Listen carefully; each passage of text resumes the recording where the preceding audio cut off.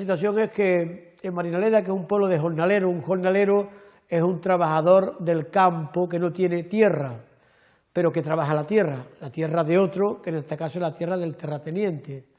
Entonces, en el año 80 nadie tenía trabajo.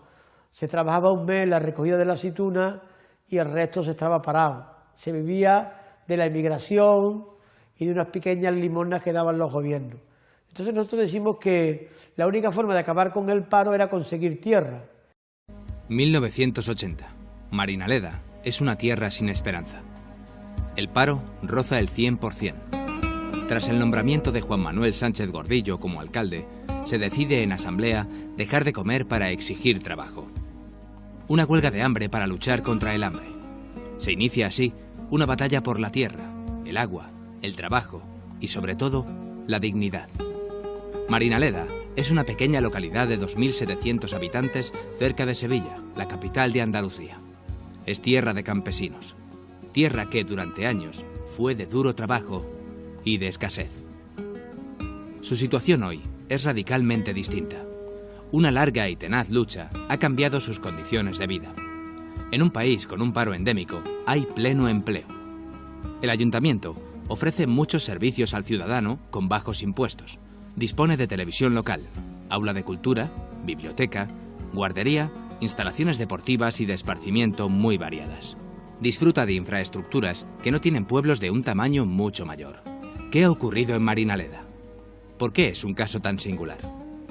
El profesor, sindicalista y parlamentario andaluz Juan Manuel Sánchez Gordillo sigue siendo el alcalde de Marinaleda 30 años después.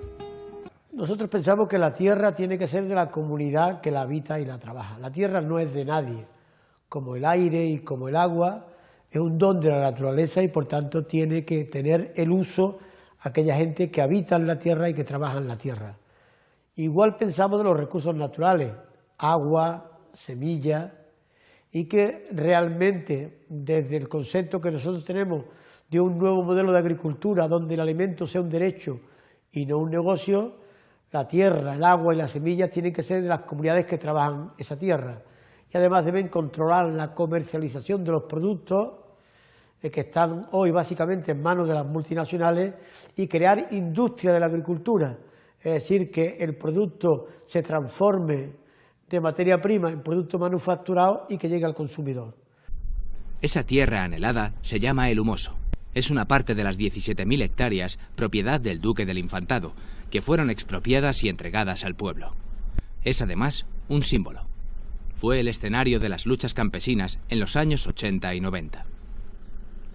Este cartel que se ve aquí, que pone este cortillo, es para los jornaleros en paro de Marinaleda, lo hicimos con la gente nuestra aquí y la Guardia Civil queriendo impedir que pusiéramos eso. Y por eso ya lo hemos dejado ahí como un recuerdo de la lucha que hemos tenido por la tierra. Nosotros veníamos aquí todos los días, veníamos por ese camino que se ve allí al fondo, veníamos por el camino y a campo otra vez por aquel camino que se ve allí detrás también, por distintos caminos porque por la carretera que hemos tenido en el coche, la Guardia Civil cortaba y para que no pudiéramos venir. Cuando llegábamos aquí y la Guardia Civil se organizaba, nos echaba y nosotros volvíamos al otro día y hacía un día y otro día. Cuando el duque quería cosechar el trigo, nosotros nos echamos delante de las máquinas para que no pudiera cosechar o para sembrar. Antonio Miguel Pérez Carmona es un jornalero que participó activamente en aquellas movilizaciones. 40 días estuvimos así el primer año. Luego después hicimos más ocupaciones, porque con ese año no fue suficiente. La lucha salió del campo y llegó a las ciudades. El gobierno regional tuvo que enfrentarse con el ímpetu del movimiento campesino. Y al mismo tiempo presionábamos al gobierno, cortábamos carreteras, hemos paralizado el AVE, hemos paralizado el aeropuerto de Sevilla, el de Málaga, marchas andando, huelgas de hambre, entonces presionando uno y otro hasta que conseguimos que la Junta y el Duque se pusieran de acuerdo y entonces consiguiéramos esta tierra, que son 1.200 hectáreas, hemos creado 8 cooperativas, una cooperativa de segundo grado y luego ya después creamos la industria. Hemos estado 12 años luchando contra un gran terrateniente que es el Duque del Infantado, que era 4 veces grande de España y que tenía 17.000 hectáreas. Hemos ocupado la finca una y otra vez, nos echaba la Guardia Civil, nos metían en la cárcel, nos apaleaban, hasta que por fin, después de 12 años de lucha, hemos conseguido quitarle la tierra al terrateniente y hoy la tierra de los trabajadores del campo. Hay 1.200 hectáreas de tierra. Andalucía ha tenido una larga tradición de lucha por la tierra y sus derechos. Latifundios, poca inversión, baja productividad, poco empleo han sido unas constantes históricas en el campo andaluz. El origen de los latifundios en Andalucía viene de la Edad Media, cuando los reyes castellanos, los reyes católicos, necesitaban del apoyo de la burguesía, nobleza castellana, los duques de Medinaceli, Medinasidonia, Alba, etcétera, que prestaban tropas para conquistarle la tierra a los árabes que estaban situados en Andalucía. Y le pagaban los reyes con tierra a esas grandes familias de la nobleza. Antonio Miguel Bernal ha estudiado las condiciones socioeconómicas del campo andaluz a lo largo de su historia. Efectuada la conquista, mucha tierra, poca población, se reparte esa tierra entre los tres grupos que habían participado. La nobleza se lleva la parte del león, se forman los grandes señoríos, los grandes latifundios nobiliarios, la iglesia se lleva también otra parte realmente importante, con grandes explotaciones, por regla general, casi siempre de tipo olivar y demás, no de tierra calma, como normalmente le ocurrió a la nobleza, y por otra parte quedó una cantidad bastante considerable de tierras que fue adjudicada a los municipios, a los ayuntamientos. Y esas tierras eran o bien con destino de aprovechamiento comunal, es decir, de todos los vecinos, para pasto y aprovechamiento ganadero, o bien eran tierras que los ayuntamientos utilizaban para luego ellos distribuirlas y arrendarlas y poder obtener algunos ingresos, que eran las tierras de propios. Muchas de esas tierras de los municipios, los comunales y los propios, en realidad se iban reduciendo por usurpación. Es decir, los grandes terratenientes limítrofes iban incorporando, que eran además quienes mandaban en los ayuntamientos y los que controlaban los municipios, empezaron a apropiarse. De manera que si bien es verdad que los campesinos no tenían fuerza ni tenían medios para intentar detener en aquella época de poder absoluto de la corona y de la nobleza, etcétera, ese expolio, sí que en cambio tenía memoria y sabía que todas esas tierras estaban precisamente adscritas a los ayuntamientos. La necesidad de una reforma agraria crece a partir del siglo XVIII. Aumenta la población y sus necesidades alimenticias, y la tierra no solo está mal repartida, sino que es improductiva. En el siglo XIX, las condiciones de vida de los jornaleros condujeron a actuaciones cada vez más radicales, incluso violentas.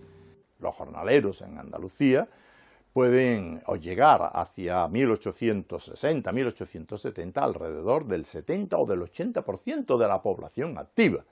Y este tipo de contingente, con una ideología ya, o con unos elementos, prensa obrera, dirigente, grupos más o menos organizados, sí que plantean de una manera frontal el asunto de la reforma agraria, la necesidad de una reforma agraria. Y desde entonces, esa va a ser el gran banderín de enganche de todos los movimientos políticos que se van a dar en España y sobre todo en Andalucía desde 1870, pues prácticamente hasta la Segunda República. El intento más serio de reforma agraria se dio durante la Segunda República. Muchos son los que creen que fue uno de los desencadenantes de la Guerra Civil Española. Si me quieres escribir, ya sabes mi paradero, en el frente de batalla, primera línea de fuego. La Guerra Civil Española no solo enfrentó a dos bandos, sino a dos formas de entender la vida contrapuestas. La victoria del bando fascista, que se levantó en armas contra el gobierno republicano, terminó con el amago de reforma agraria con el que se había soñado. La represión en las zonas rebeldes fue contundente. Simplemente por venir la gente por leña. Si tenía olivo iba a coger raíces por leña y el tío llegaba y pegarle una paliza y no pasa nada. Y tratarlos como perros. Eso ha sucedido aquí en Andalucía. Después de la guerra civil, en el año 45. Una cosa bárbara. Como perro a las criaturas. Y la guardia de cogerte por aquí, por tú que buscas por aquí y hartarte de palo. Se dice que era sanguinario. Ese mandaba en la posguerra, después de la guerra. Que me acuerdo que fui un día después de eso. Y antes de esto, yo no fue un hombre, le dijeron, en la calle, el comandante Castello, yo también tenía esa calle ahí con los crímenes que ha sido el tío. Eso fue antes de entrar al alcalde este. Y se dice que mandaba a la guardia a la patrulla. Y llegaba y decía, ¿cuántos habéis matado hoy? Y decía la guardia, no, si es que no hemos visto a nadie así que delatan ni conflictivos, decía el tío. Es que a mí me da igual que sean conflictivos, no. Es que si hay que matar a todos los días, hay que matarlos para dar ejemplo, para que el resto no se mueva. Aunque no sean conflictivos, ni sean comunistas, ni sean nada. Y quiero el tío sanguinario. A ver, al mío, papá. Para no seguir yo, por ahí. Por aquí voy. Sanguinario, y no pasaba nada. Bueno, porque la burguesía terrateniente apoyó el golpe de Estado de Franco y con ese golpe de Estado el intento de reforma agraria que se hizo en la Segunda República fracasa con el golpe militar de Franco y su dictadura fascista, y luego los terratenientes en Andalucía han sido como el perro del hortelano, ni han comido ni han dejado de comer, y por tanto han impedido que se industrializara Andalucía y han impedido, porque tenían mucha fuerza en aquel momento, han impedido que ningún gobierno se atreviera a enfrentarse a ese problema. Hoy la concentración de la propiedad de la tierra de Andalucía es superior a la que había en tiempos de la Segunda República. El 2% de los propietarios posee el 50% de la tierra cultivable, que es una estructura cuasi feudal y parecida a la que hay en muchos pueblos o naciones de América Latina. Nosotros pensamos que hace falta una revolución agraria, que sería la soberanía alimentaria, y la reforma agraria, que sería la expropiación de los grandes latifundios de Andalucía. Todo eso que se ve allí al fondo son 352 hectáreas de olivar, que nosotros mismos las cogemos, las morturamos, lo hacemos aceite y lo embotellamos. Luego tenemos alcachofa, que si queréis podemos verla, que tenemos 300 hectáreas de alcachofa, tenemos 200 hectáreas de pimiento, tenemos habas, que luego los transformamos también en la cooperativa, en la industria, con lo que nos quedamos con el valor añadido y somos competitivos a nivel internacional. Con las expropiaciones empieza a tomar forma el sueño del pleno empleo. Las 1.200 hectáreas de El Humoso dan trabajo a unos 500 vecinos y a muchos temporeros de otros pueblos. Pueblo de manera un pueblo jornalero. El campo ya es que hay un poco de trabajo, entonces era un pueblo de migrantes. Yo he migrado también en época pues, a coger algodón, porque esto era de secano, toda esta zona de antes. A coger algodón a Alcalá del Río, a Lora del Río. La gente se iba a las fresas, a Jaya, a la aceituna. Entonces hoy con eso se ha acabado por muchísimo más, porque aquí no había nada. Entonces con esto sí que nosotros estamos aquí, tenemos la gente trabajando. Ahora mismo estamos pagando también más porque con la crisis también nos afecta y hay un poquito de menos empleo, ¿no? Pero con todo eso sí que había todavía mucho. Estos años atrás había épocas, o sea, casi todo el año todo el pueblo, todo el que quería, aquí a trabajar.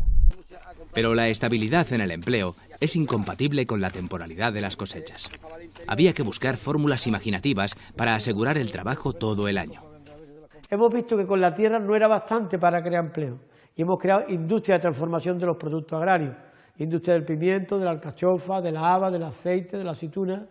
Con la tierra de quien la trabaja y la industria de quien la trabaja, prácticamente hemos conseguido el pleno empleo. La cooperativa Humar Marinaleda es un proyecto colectivo cuyo objetivo no es el beneficio privado, sino la creación de empleo mediante la venta de productos hortícolas. Alcachofas, pimientos, habas. Con una planificación racional, se ha conseguido que la fábrica no pare en prácticamente todo el año. Todo el mundo gana el mismo sueldo, gana 47 euros, 6 horas y media de trabajo y no se reparten beneficios, sino que los beneficios que reparten, los beneficios que produce la cooperativa se vuelven a repartir a los trabajadores en forma de empleo o en forma de bienestar. Gracias a la fábrica ya no cobran el PER, Plan de Empleo Rural, un subsidio al trabajo de los jornaleros que ha financiado gran parte del empleo rural en el campo andaluz. Bueno, el PER es un plan que se estableció en el año 84, que era una forma de crear pequeños espacios de trabajo público a cambio de una limosna, porque así se puede establecer. Desde Españaperros para arriba y de otras partes del mundo que no saben lo que es el PER, es una especie de subsidio, pero a cambio de un trabajo. Este subsidio es muy poco dinero. Esto significará un par de euros al día por trabajador en paro en Andalucía. Por tanto, eso que nos cuentan que los perros se amarran con longaniza, con el PER, es una gran mentira. Es una limosna, un complemento de renta, pero ridículo. Yo lo llamo limosna y limosna humillante. Nosotros hemos dicho que lo que había que establecer en estas zonas donde el paro llega hasta el 40 y el 50% de la población activa es que se garantizara al menos 4 meses, no 3-4 días al año, sino 4 meses seguros a todos los trabajadores del mundo rural y también de otros sectores productivos que están en paro mediante la inversión pública en carreteras, en cooperativas, en desarrollo de caminos, en nuevas puestas en riego, en fórmulas de economía productiva, que es la que genera empleo. El cambio social que se ha producido en Marinaleda es innegable. Para muchos milagroso, para otros irrepetible. Juan Manuel Sánchez Gordillo se ha convertido en el protagonista de este cambio junto con la gente de Marinaleda. Es un alcalde peculiar. Entre otras cosas, formaliza matrimonios. De las cosas más bonitas que hay en el planeta es cuando alguien nace porque viene a la vida, alguien, un ser nuevo, o cuando dos se encuentran y no por intereses de ningún tipo, más que porque hay química y se quieren, ¿no? Entonces, yo espero que ese acto de amor que ellos hacen delante de nosotros sirva para que nuestra comunidad sea un poquito mejor, más valiente, más crítica, más decidida, y que nunca, si tuvieran algún problema, yo cuando estábamos aquí en Marinaleda, decimos, pues vamos a garantizar por lo menos una vivienda y un trabajo. Pero como él no es de aquí, pues yo le digo que en nombre del pueblo de Marinaleda y en mi nombre, yo soy poca cosa y valgo poca cosa, pero que en lo que yo soy y valgo y en lo que yo represento a mi pueblo o cualquier otra cosa que pueda representar, que sepa que está a su servicio de ellos dos como pareja y de su familia. Así es que yo creo que hay que decir lo que siempre dice: ¡viva los novios! ¡Viva! Y colabora en programas de televisión en donde analiza la situación local, nacional o internacional. Y algo le conozco hace mucho tiempo, antes de trabajar con él. Bueno, la verdad que a mí me parece que la gente como Juan Manuel, también por utilizar un dicho de mi país, cuando lo hicieron se rompió el molde. No hay tanta gente como Gordillo. A mí me gusta siempre pensar que si todos fuéramos como Juan Manuel Sánchez Gordillo, seguramente la situación sería distinta y la revolución ya habría llegado. Juan Manuel es una persona que no piensa en él mismo, no le interesa lo más mínimo nada que tenga que ver con el placer, con disfrutar, con el consumo, con pasársela bien. Para él lo más importante es cambiar la realidad, cambiar el mundo. Y yo lo conozco ya de adulto, pero de jovencito y de pequeño la gente del pueblo lo cuenta. Ya era así, tenía problemas con su madre porque con 14, 15 años llegaba a la casa siempre sin chaqueta, no podía haber alguien que estuviera desabrigado en invierno y no darle su chubasquero o su ropa. Yo creo que es una persona absolutamente desprendida, que lo único que le interesa es transformar la realidad. Vive para eso. Los demás no somos como él, evidentemente, quizá deberíamos de serlo, no lo somos. Eso a veces causa problemas, ¿no?, la relación con él, porque él pretende un ritmo, una energía, que vivas solamente para la transformación de la realidad, ¿no? Y no somos todos así, evidentemente. Creo que es una persona absolutamente comprometida con sus ideas. No sé si conozco a alguien como él, y he visto mucha gente, tanto mis compañeros en la época de la dictadura, después en Nicaragua, gente entregada a ideas de izquierda y revolucionarias, pero Juan Manuel realmente vive como piensa, que creo que es una de las contradicciones mayores que solemos tener los que intentamos vivir acorde con nuestra ideología, ¿no? Juan Manuel es un personaje polémico que levanta apasionados resquemores y lealtades. A nadie deja indiferente. Una de las críticas más frecuentes por parte de sus detractores es que lo que hace es sencillamente saltarse la ley a su conveniencia. ¿Hay que subvertir la ley? Yo digo que sí. Porque si no se hubiera subvertido la ley, todavía los esclavos llevarían las argollas puestas. Hubo alguien que rompió la ley, que se llamó Espartaco, o que se llamaron otros que se rebelaron contra la esclavitud. Era legal en la Edad Media que los señores feudales tuvieran el derecho a pernada, que era que si un campesino casaba a su hija, el primero que se acostaba era el señor feudal. Era legal. Hubo rebeliones de los campesinos y se acabó con el feudalismo. Y yo creo que hace falta una rebelión contra el capitalismo, porque es legal auténticos disparates. Se ha legalizado la invasión de Libia, se ha legalizado la invasión de Afganistán, la invasión de Irak, es legal, lo aprueba la ONU, pero desde luego es un crimen que van a cambiar sangre por petróleo. Y cuando un pobre roba, porque tiene que darle de comer a su hijo, lo meten en la cárcel. Cuando un rico roba miles de millones, no pasa absolutamente nada.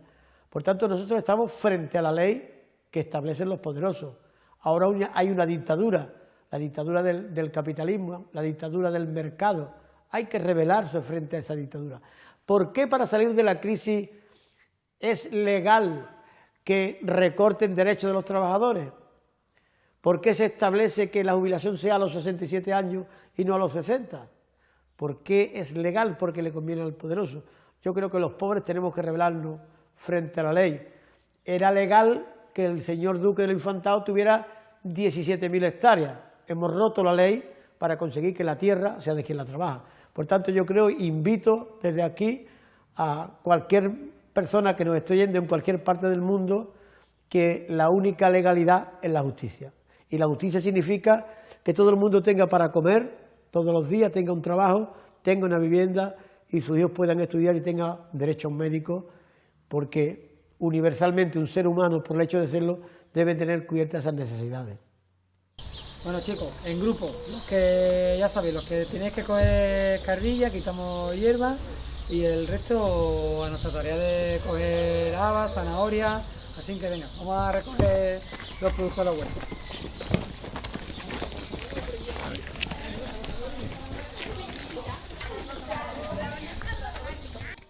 En un pueblo de campesinos, lo habitual es ser campesino.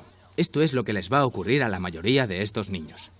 Se preparan desde este colegio público para un futuro incierto, pero seguramente mucho más fácil que el que tuvieron sus padres. Trabajarán en el Humoso, o en la cooperativa, o quizás en otros proyectos comunales que vayan surgiendo en el tiempo. Es posible que alguno de estos niños sustituya a Gordillo como alcalde de Marinaleda y pelee para mantener las condiciones de vida de la que disfrutan sus convecinos. Pero lo que es prácticamente seguro es que cuando decidan construir una casa y formar una familia, pagarán una hipoteca unas 40 veces más barata que el resto de españoles. Yo estoy pagando la propiedad, a mí me cuesta 15,50 €, la propiedad de la casa. Nosotros estuvimos durante 400 días por ahí, 400 y pico días trabajando la casa. Entonces ese día el terreno, había unas subvenciones para los materiales y nosotros nuestra mano de obra. Y así hasta que la hicimos. 15 euros estamos pagando. 15 euros al mes. El ayuntamiento le da los materiales gratuitos, los albañiles gratuitos, el arquitecto gratuito y ellos ponen su trabajo. Los jóvenes tienen una vivienda de 90 metros construidos y 100 metros de patio por 15 euros al mes. Mientras una hipoteca media en España ronda los 600 euros, estos niños van a pagar, sí, 15 euros al mes. Esta es otra de las patas de la revolución en las que se ha ocupado el pueblo. Se ha organizado la distribución del suelo con el propósito de evitar la especulación y que el precio de las viviendas sea justo. 1/3 del territorio municipal ha sido adquirido, bien mediante la compra o bien mediante las expropiaciones llevadas a cabo por el ayuntamiento. En la familia somos 4, nosotros nos dedicamos al campo, estábamos sin vivienda, nosotros vivíamos acá mi suegra, vivíamos 9 miembros allí y el ayuntamiento hace estas casas para los jóvenes que las necesitan. Se han construido unas 300 casas parecidas a esta. tienen una superficie construida de 90 metros cuadrados con 100 de patio. Juan Ramón Gómez es uno de los beneficiarios de estas viviendas. El ayuntamiento te da el terreno, te pone los albañiles, te pone el material y nosotros ponemos nuestra mano de obra. Más o menos, sobre 2 años más o menos nos lleva a hacerlo. Hacemos una lista de jóvenes que quieren vivienda, le decimos, ¿estás dispuesto a trabajar tu vivienda desde que se empieza hasta que se termine? Sí. Le presentamos 3 proyectos para que mediante voz y voto decidan qué modelo de vivienda quieren. Y además, a lo largo de la construcción de la vivienda, ellos también pueden intervenir en la mejora de su vivienda. Es una solución para que todo el mundo pueda tener una vivienda.